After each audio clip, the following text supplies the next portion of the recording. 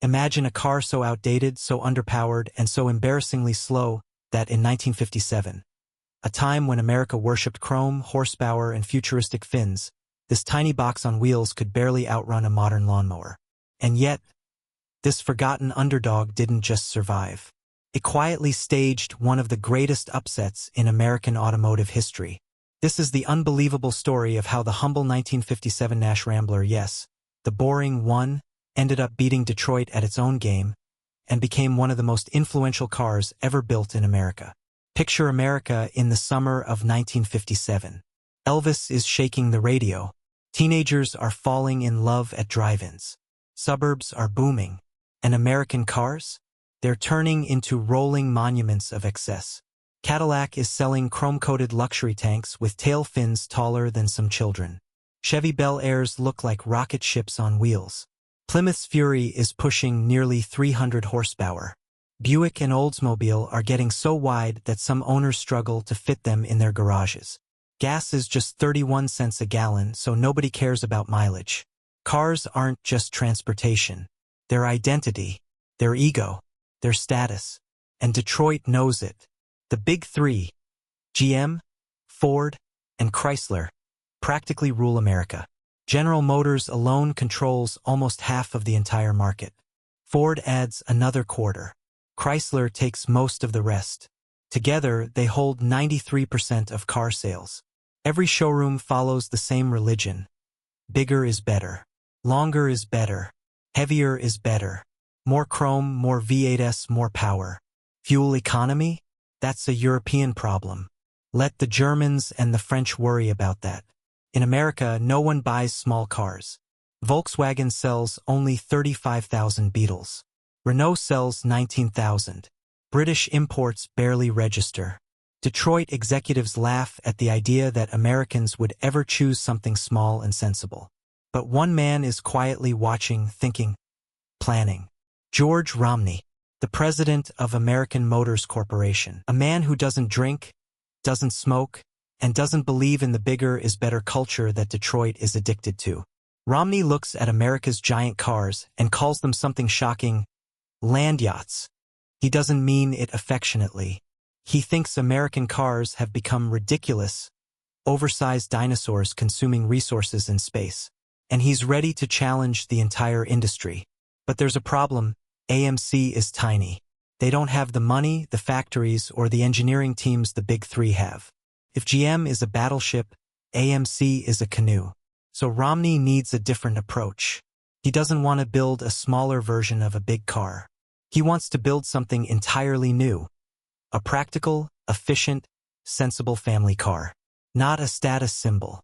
Not a drag racer. Not a chrome monster. Just a good car. Reliable. Efficient. Affordable. Car for real families. For commuters in crowded cities. For parents with budgets. For Americans tired of trying to fit land yachts into tight parking spaces. Enter the 1957 Nash Rambler. Short, narrow, tall, and unapologetically boxy. A car that defied every rule of the American auto playbook. Critics mocked its design. It looks like a refrigerator on wheels. It's a shoebox with headlights. It's too small for Americans. But Romney didn't care. Because inside that box was something revolutionary. Under the hood was an engine so old it might as well have been carved from stone. A 195 cubic inch flathead inline-six with just 78 horsepower. Yes, 78. At a time when Chrysler's Hemis made 5 times as much. But AMC didn't see the engine as a weakness. They saw it as an opportunity. This old flathead was incredibly simple, incredibly durable, and incredibly efficient. Unlike high-compression V8s, it ran cool.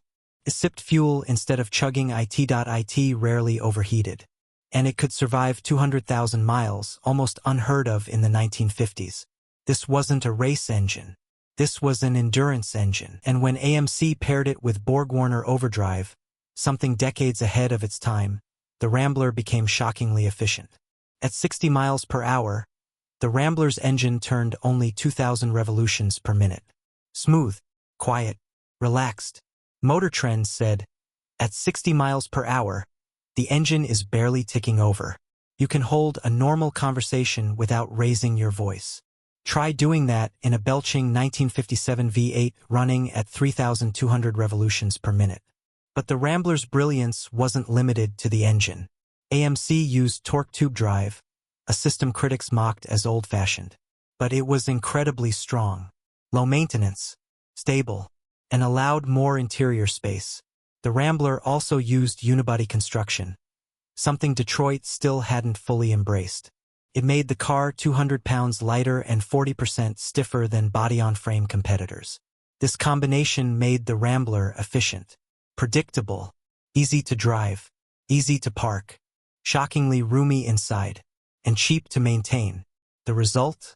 Real-world numbers that embarrassed Detroit: 25 miles per gallon in the city, 35 miles per gallon on the highway. Some drivers claimed over 40. In a decade when 12 to 15 miles per gallon was normal, this was groundbreaking. And then, everything changed. The recession of late 1957 hit hard. Factories laid off workers. Families tightened budgets. Suddenly, giant Buicks and gas-guzzling Chryslers didn't seem so wise. Americans wanted practicality. Romney saw his moment. Then came Sputnik. America panicked. People worried the country was losing its edge. Showing off wealth suddenly felt irresponsible. Romney repositioned the Rambler as the smart, patriotic choice. He appeared in TV ads, calm and sincere, explaining why's the number 3 best-selling brand in America. They beat Buick. They beat Pontiac. They beat Oldsmobile. They beat Plymouth. They beat Dodge. They even beat all imports combined. GM, Ford, and Chrysler went from laughing at small cars to panicking. Chevy rushed the Corvair. Ford rushed the Falcon. Chrysler rushed the Valiant. The compact car revolution had begun. And it started with one boring little Rambler. But this story goes beyond sales charts. The Rambler changed American culture.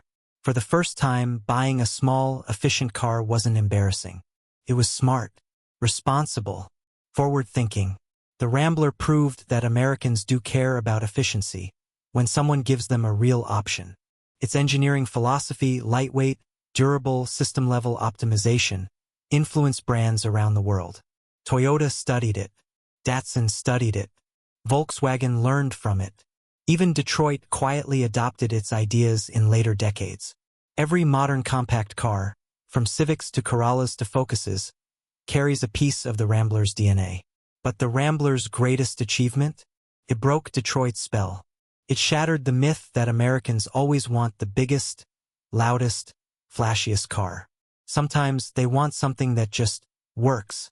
A car that starts every morning, sips fuel, fits in the garage, doesn't drain the wallet, and lasts longer than expected. In a world moving toward electric cars and autonomous driving, the Rambler feels strangely prophetic. Because it asks the same question society is asking today. What do people actually need? Not what looks cool. Not what boosts ego. Not what wins drag races. But what genuinely improves life. George Romney asked that question in 1957, and the car industry never looked the same again. So let me ask you something. What's the most sensible, reliable car you've ever owned?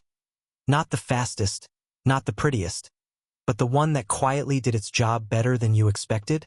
Share your story in the comments. I love reading them. And if you enjoyed this deep dive into one of history's greatest automotive underdogs, consider subscribing.